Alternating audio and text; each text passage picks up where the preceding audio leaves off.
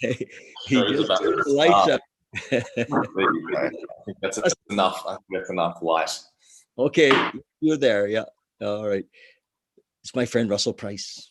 Hey, Russell. Hey, Russell's in Bali. On the road to Soy Organic, the path to Soy Organic. Is the restaurant open?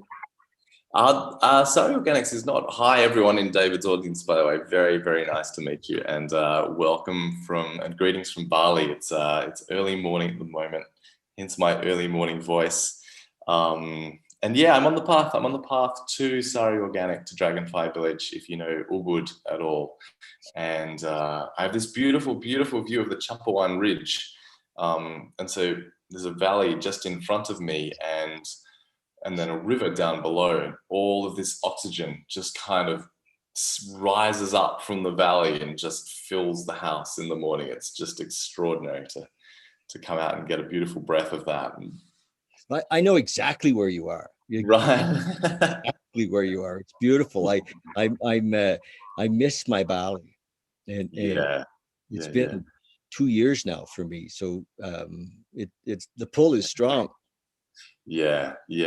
I'm very lucky to get here. I was locked down in Melbourne in Australia for 9 months, which was intense over winter in Melbourne.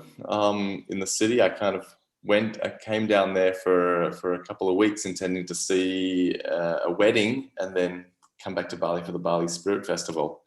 And that was in March, and I didn't leave until December because obviously the whole world changed. And now, yeah, I found a way through with the visas and kind of snuck in through the window.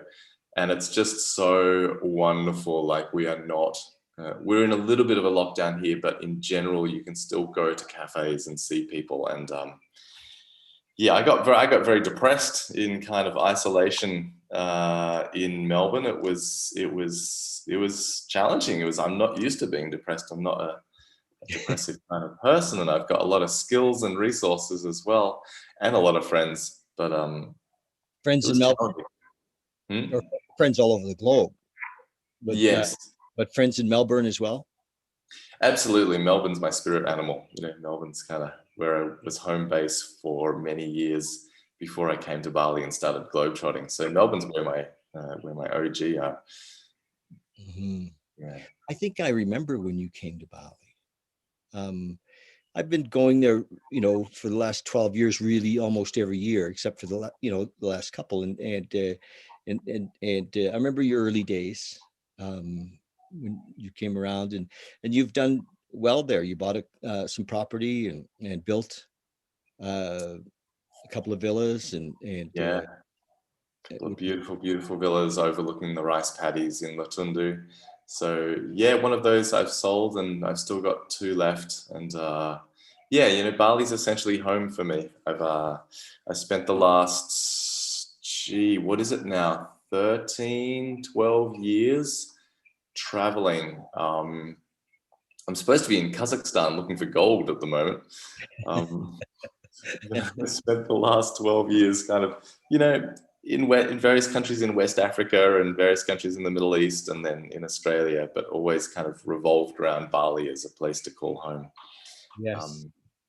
Yeah. So yeah. So, but you're I know that professionally you're an engineer, right? I'm a geologist, an exploration geologist. Okay. Well, professionally, it's a good thing. It's like, what do I get paid for? In terms of my career, yes, I'm an exploration geologist. I usually look for gold or iron ore or copper in various far-flung places in the world. But my background is also in hypnotherapy and NLP and kinesiology, and got a master's degree in woo-woo as well. And I've recently been ghostwriting for a couple of people who and so yeah, I've kind of had like many of us, a multifaceted career. Certainly not a straight trajectory by any sense of the imagination. So for many of us, I think, who've gone into consciousness work, I like to call it that more than personal development. I think Mm, that, going into exploration, self-realization work, uh, have gone there because of um, maybe our own personal need. It wasn't that we woke up one day and thought, "Wow, I think I'm going to study hypnotherapy."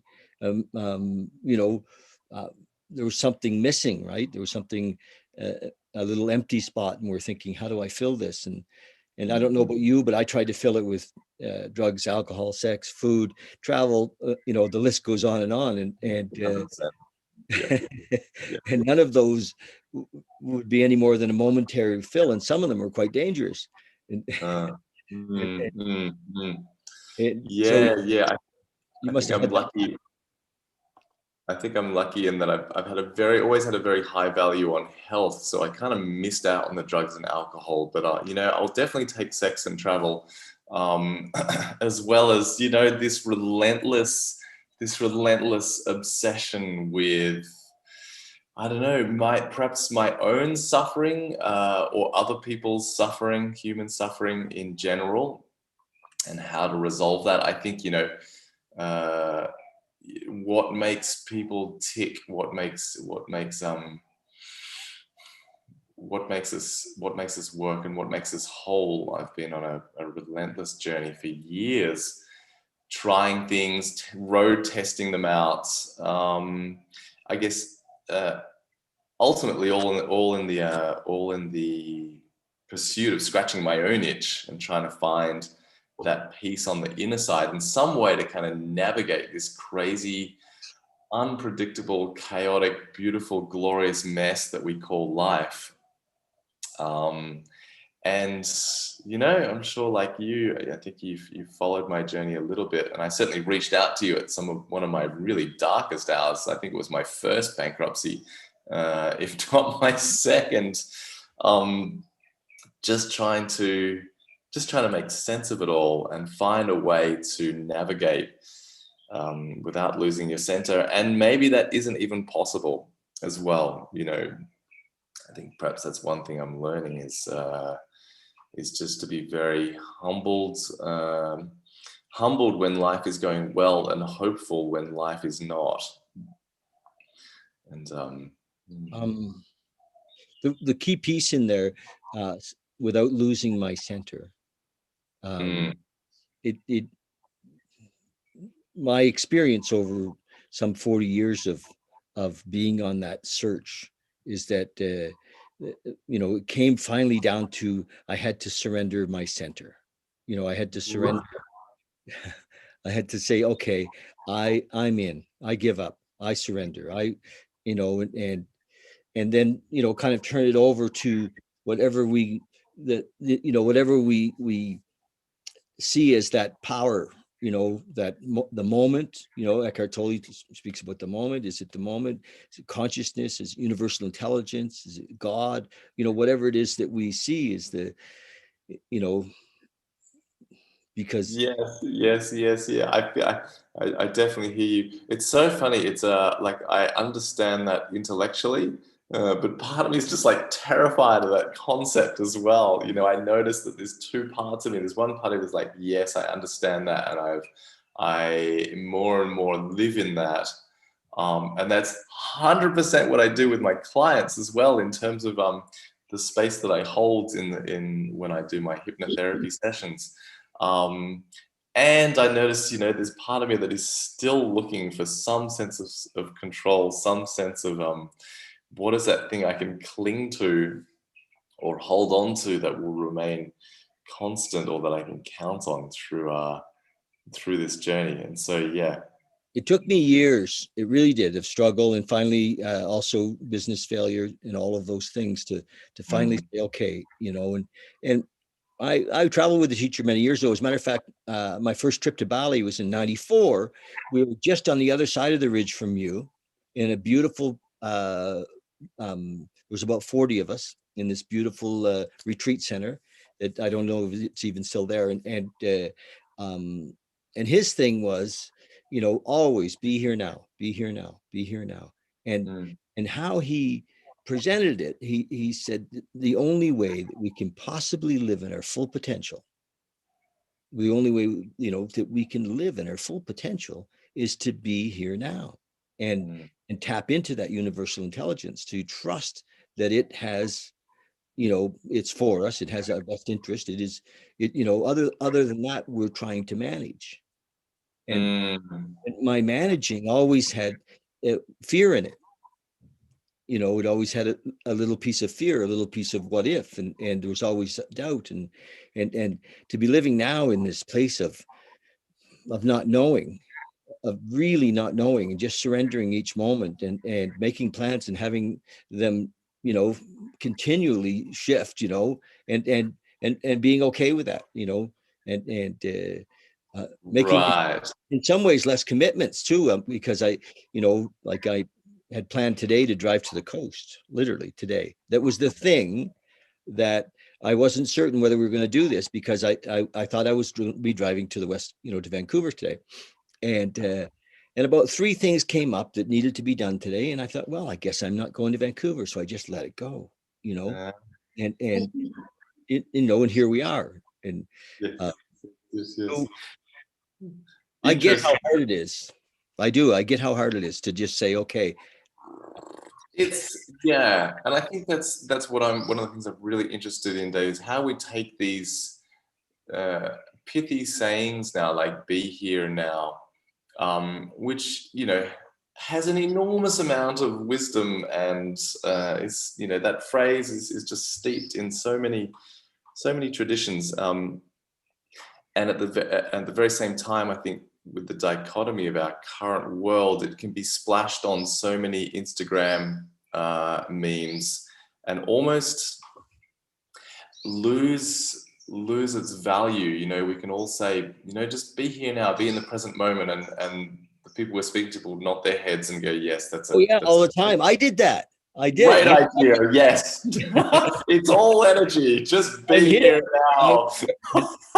And, And then you uh, go back to your wife or your kids or your business or your shitty house, which you haven't paid the rent for, and go, well, that's, Ramdas is not helping me pay the rent at the moment. If you like. And so I think that's so, to your point, one thing is I'm very interested in how we take these wisdoms and apply them practically to the very real problems of our lives. I think it is I mean, when I am in the space of like I'm present and I can be here now, it's one life makes sense kind of thing. Or perhaps I'm not trying to make sense of life, might be also more accurate. Um, from my observation, a baseline level of safety and security is required before you can start even being available to some of these things.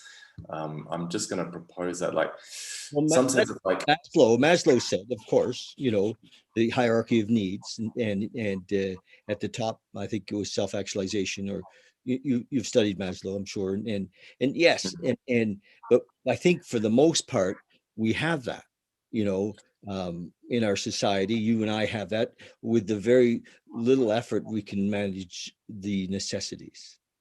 And right, yeah. And then I think it comes to, yeah, and then I think it comes down to gratitude for what you have, as opposed to, people might say they have different levels of necessities. I've certainly gone through phases in my life where it's like, by comparison, I have a lot of money compared to other people, but on the inside, I've still got a scarcity mentality, and so I'm in survival mode. It's like, oh my god, I haven't, my numerous villas in Bali and blah blah blah, and yet I don't have enough, and so I am,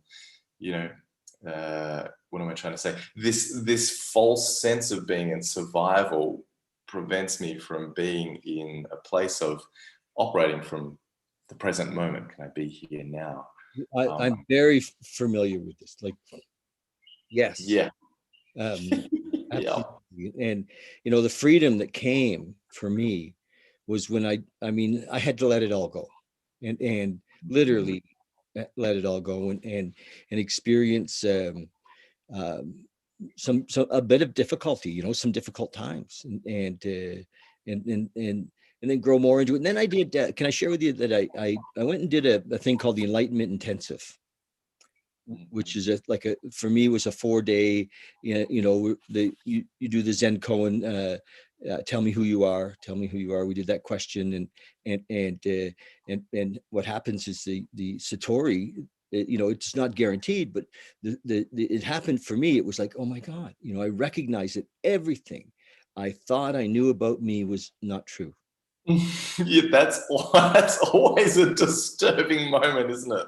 Everything. It was beautiful because what happened was this clarity came. It was like, oh, you're kidding. Oh my God. No pun intended. It was like, it was so beautiful. I had been there before, but I didn't recognize it. I always associated it for me with my old drug days. I thought, I've been there with teachers before. I've had these moments, these amazing awakenings, and I didn't really understand until I did the Enlightenment Intensive just a year and a half ago after I lost my business and after it was gone. And I went and did this earth-shaking experience, which I had swore literally I did a little bit of it in 94 in Bali, and I hated it. It's a hard, it's difficult. Have you ever done Right. it? No. I'm usually allergic to anything with the word enlightenment in it, David. I'm willing to hear about this It's one. been around forever. It really is. Some people call it the Satori experience, and it's not for the faint of heart, I can tell you. Right. But it is for those of us who are kind of on the edge and we're thinking, what's missing? Why can I not let go of, my need for security? Why can I not, and because all the promise is if we're living in that state, we'll intuitively know, we'll under, and that's what's happened. I'm living way closer to this awareness, and I've had to come out though and share it. It isn't, and that's what I've been doing daily, like I was telling you a few minutes ago. So it's not for the faint of heart, but it is, wow, and yeah, I won't go on. Beautiful. Yes. I'd love to hear more about how that informs how you practically operate through the day, David. And I'm gonna We'll do add that in. another time. We'll do that, and because this really is me asking you how you're doing in Bali and what your plans are, and because I love the little note you sent me the other day. Like, you are an amazing writer. You really are. People post, pages on Facebook, and I don't read them, but I always read your stuff. I think, wow, Oh, thank you. Thank you you. you have you're a beautiful wordsmith, and Mm, and pull it all together. And so you sent me that little note the other day that you're really planning on going into the field of helping people to mm, become more aware, I think, to become more conscious, more mm. alive. It is, yeah, it is a process of awakening.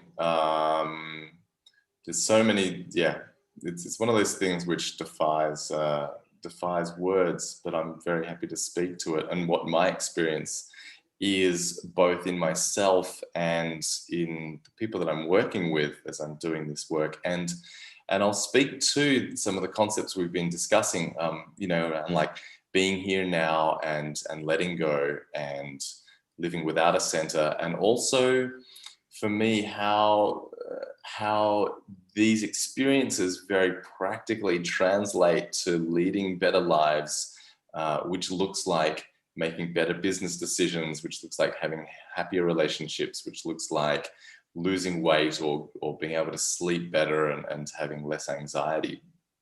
Because I guess that's my kind of particular bent, is one foot very much in the spiritual. Like I love the idea of the enlightened experience, and we've all been there. And then one foot in the practical of like, how do I just systemize paying my taxes and get household chores automated so that I can do better things with my time.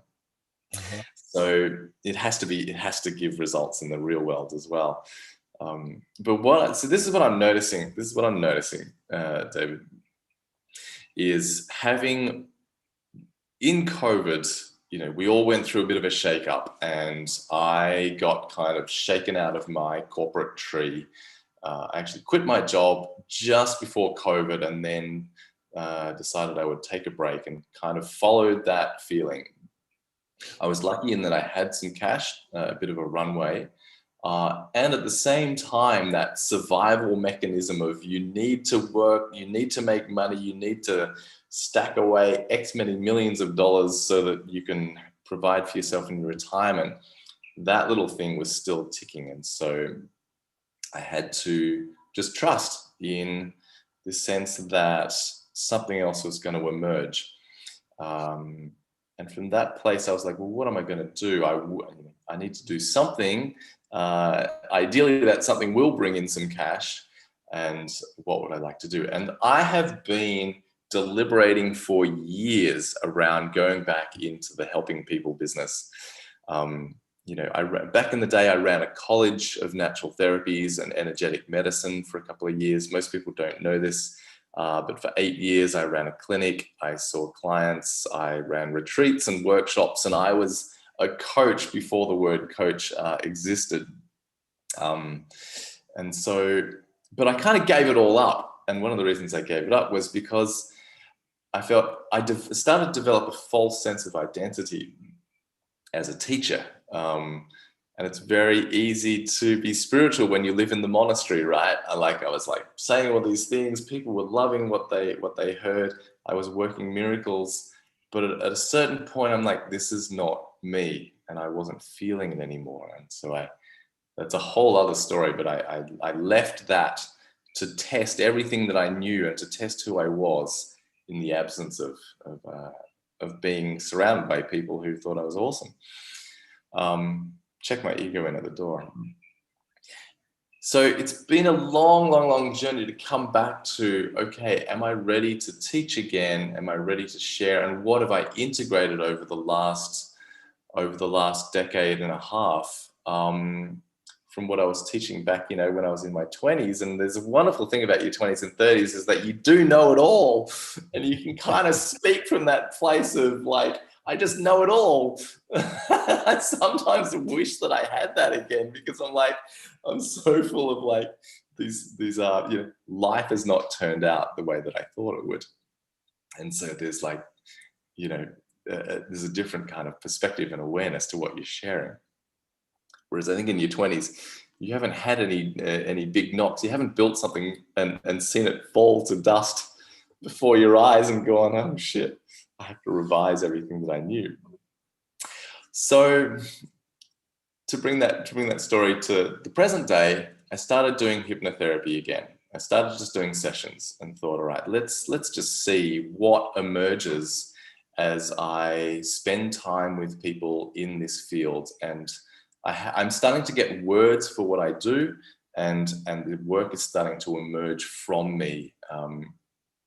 And with hypnosis, I don't turn people into a chicken. The style of hypnosis I do is one where we simply loosen the grip that the conscious mind has on us, and we go to that place that Rumi speaks about. Out beyond notions of right doing and wrong doing, there is a field, and I will meet you there. And that's what Rumi says. And so there's two things about that. There's the field beyond right and wrong, and he's meeting you there.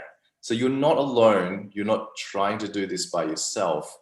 We're in there together, holding that field. That's what we just talked about.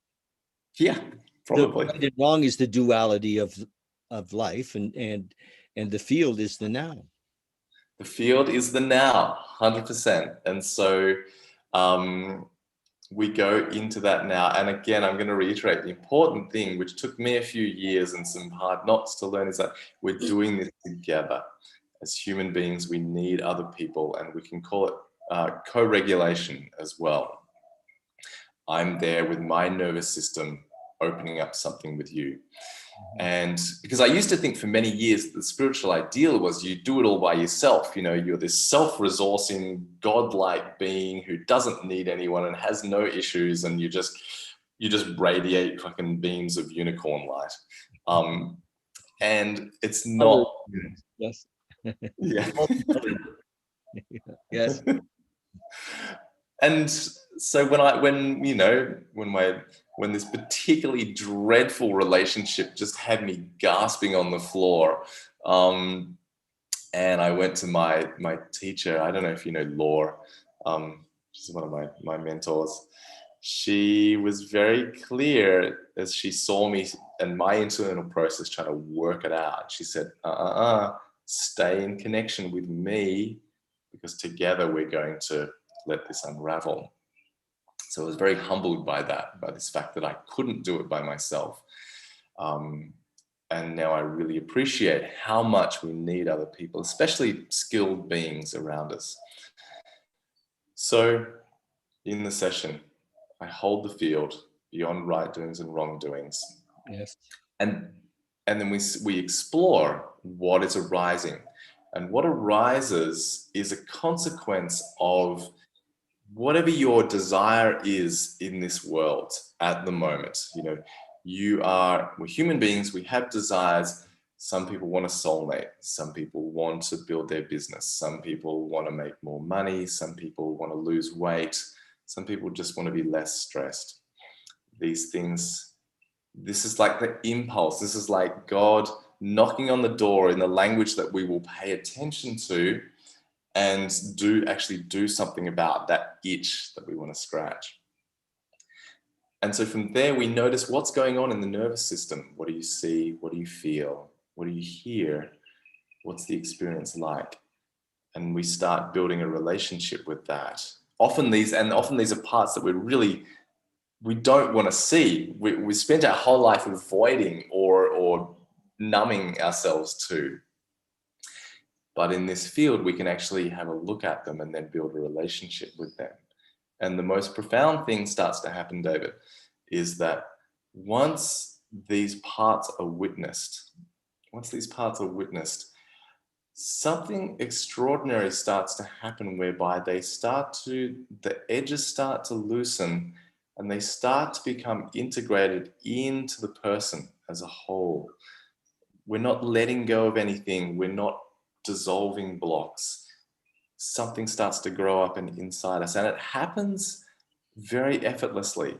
And what I'm witnessing is this place where a person's intrinsic goodness, our intrinsic goodness as people, has a place to start flourishing. And with it brings with it these parts that we don't like or we're avoidant of.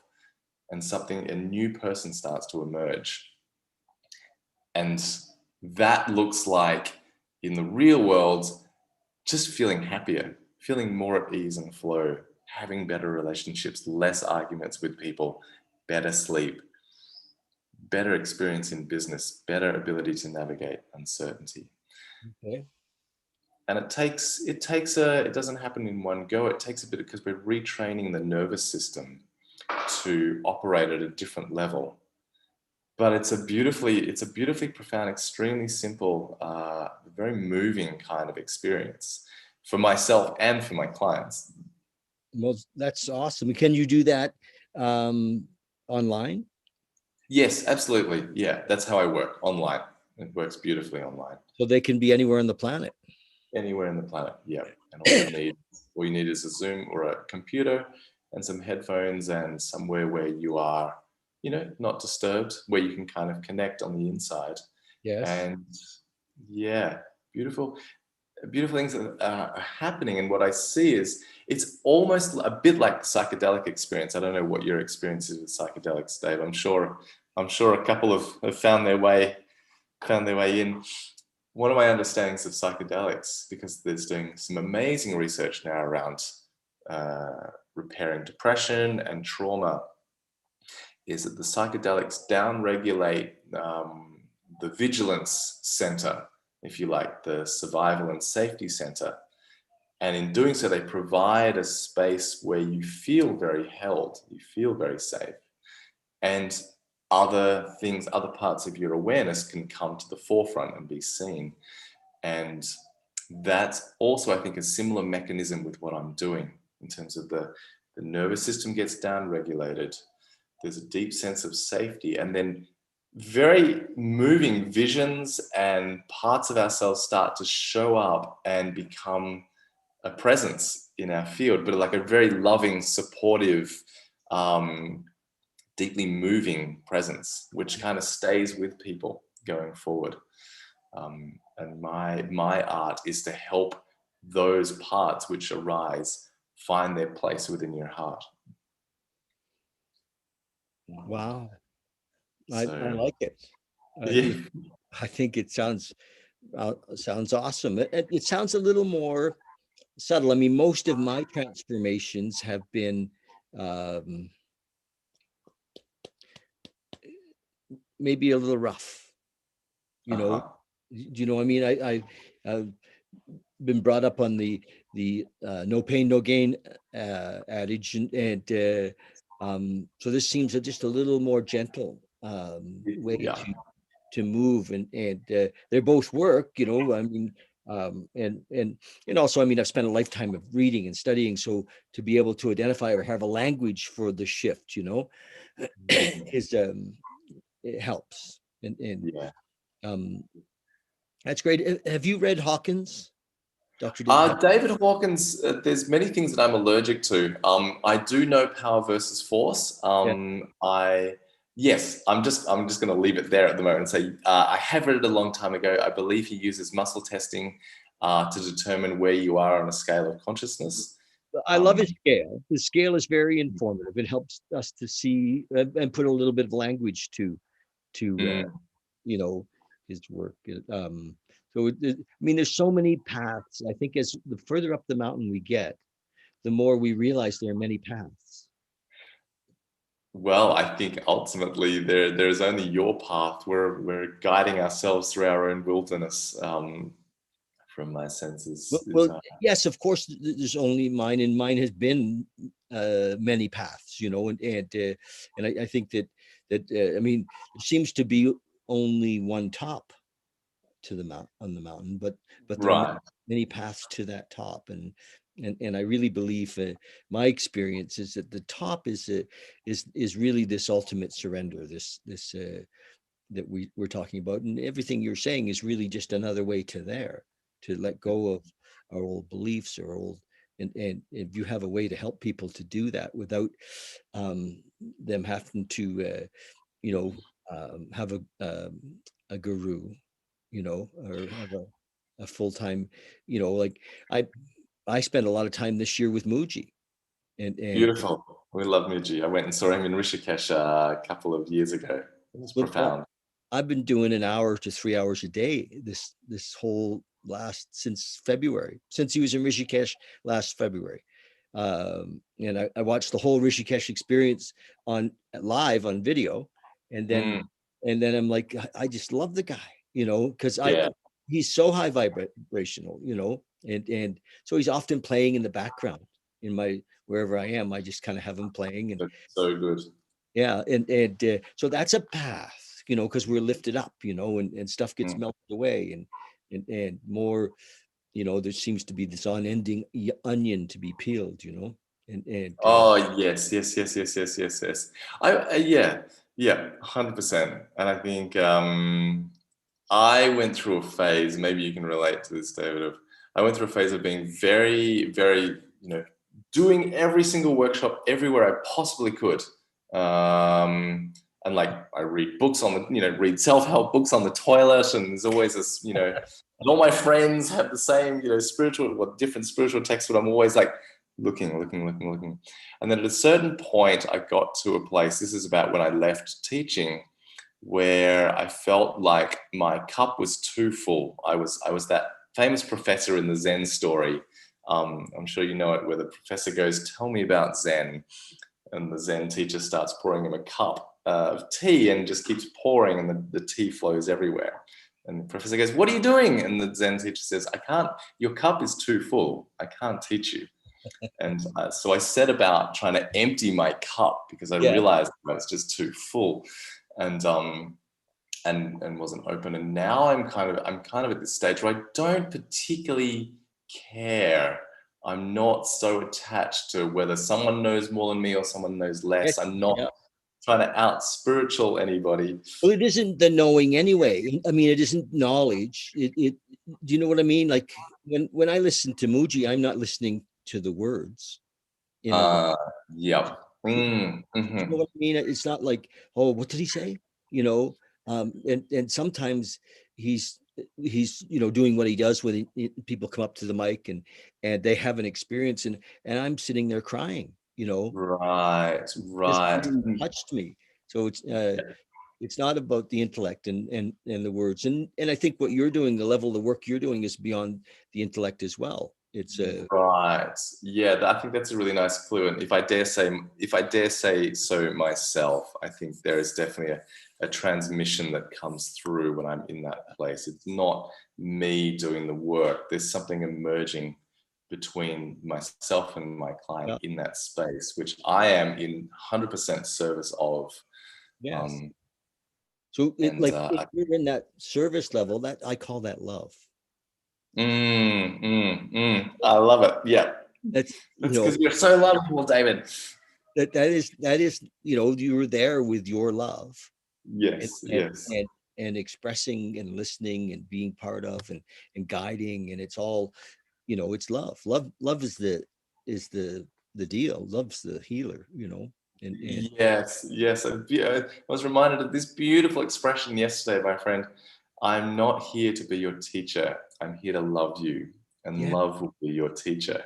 And I'm just like, oh, it just like melted me. I'm like, that's where I am. That's where I yeah. want to be. That's what happens. It's so beautiful. Well, it really is who you are. Mm, That mm, it's who we all are. We are that, and that's the place that I think that's the top of the mountain in a way. That's we mm, are love. We are that consciousness. We are that God. There isn't any separation. And mm, and I've always seen that in you. You have that openness, mm. and vulnerability that makes your gift receivable. Right, right. Thank you. Feels Yeah. good to hear.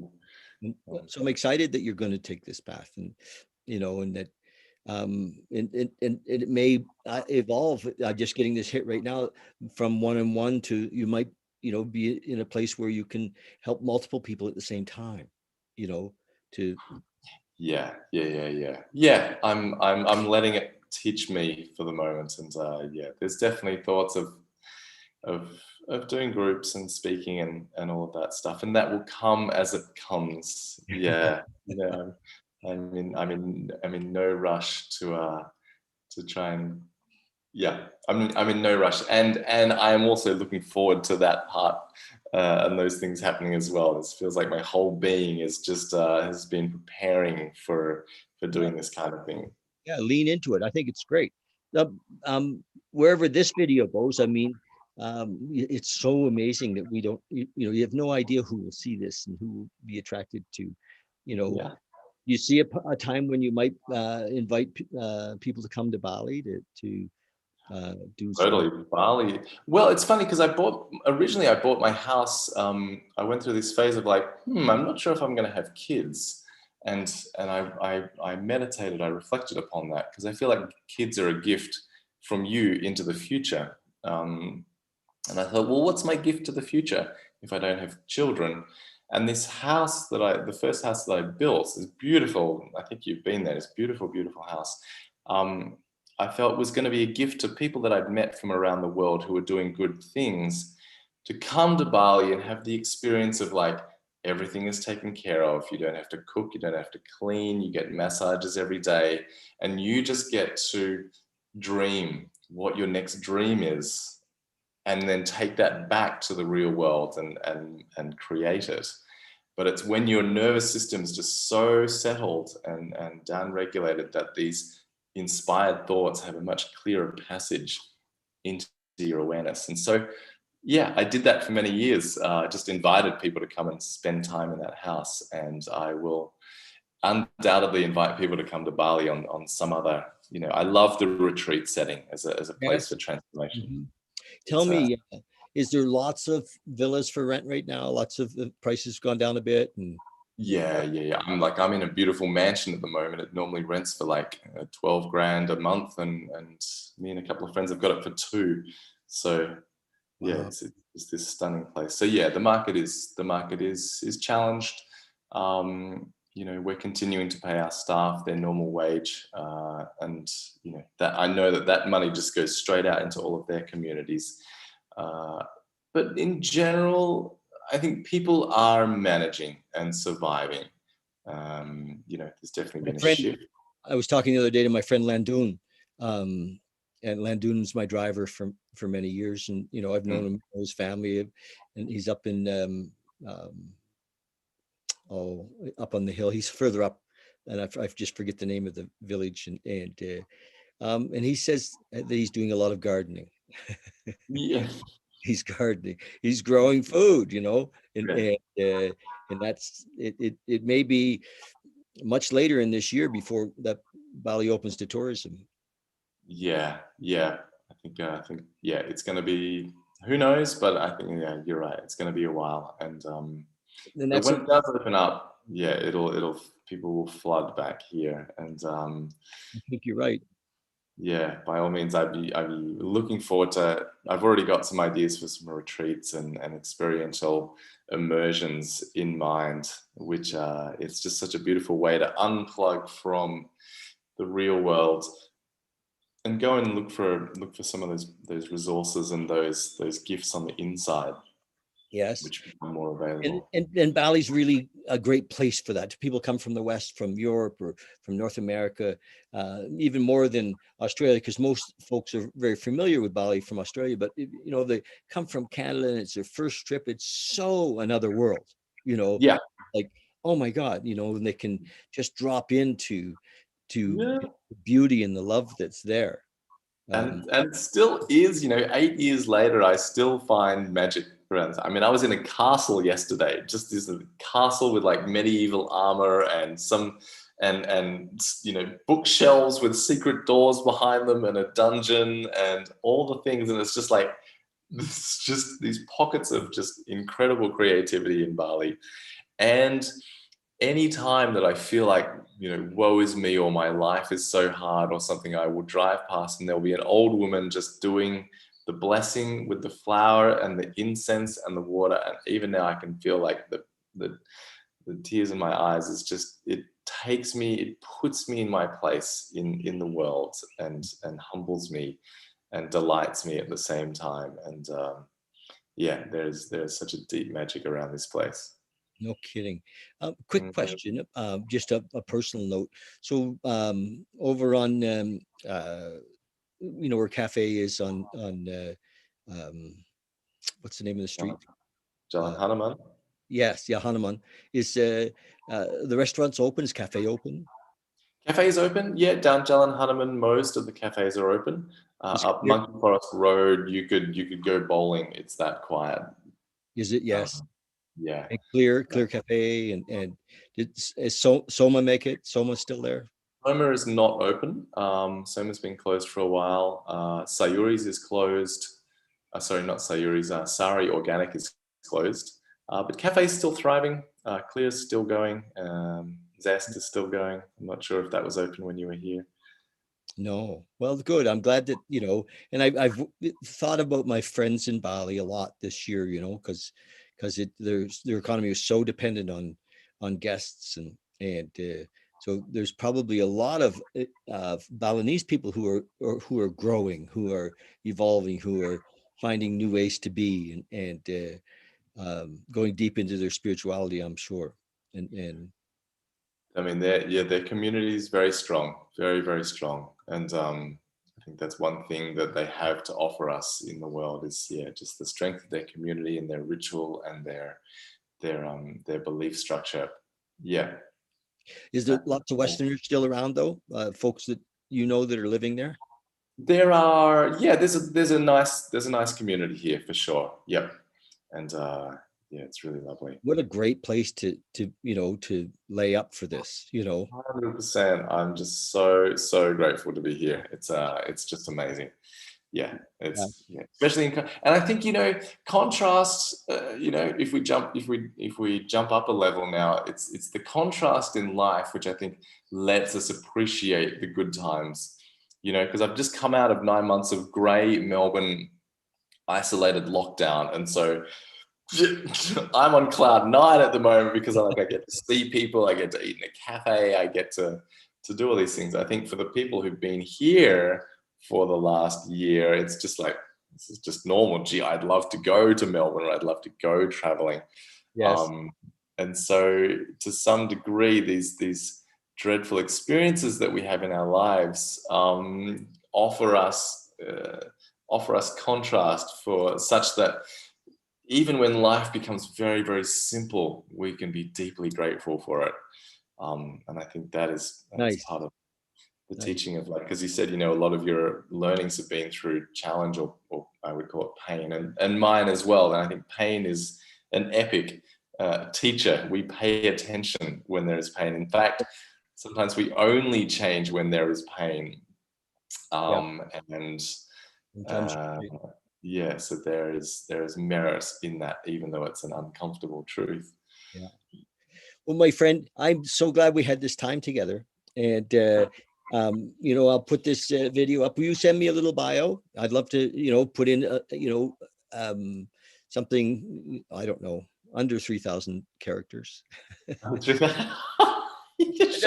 write you a little something. I have room for up to 5,000 characters, and on YouTube, and it would be nice to get this up and to see, if folks, that watch this. I have quite a big audience around the world, and if you repost it, it'll get out there and help to drive some people to find you and your skills and your love. Thanks, David. Yeah, and I'm just very amazed and impressed, and so grateful that you've managed to pivot so gracefully from this perspective, and that you're continuing to do what you do. And so thanks so much for the opportunity. And yeah, I love you.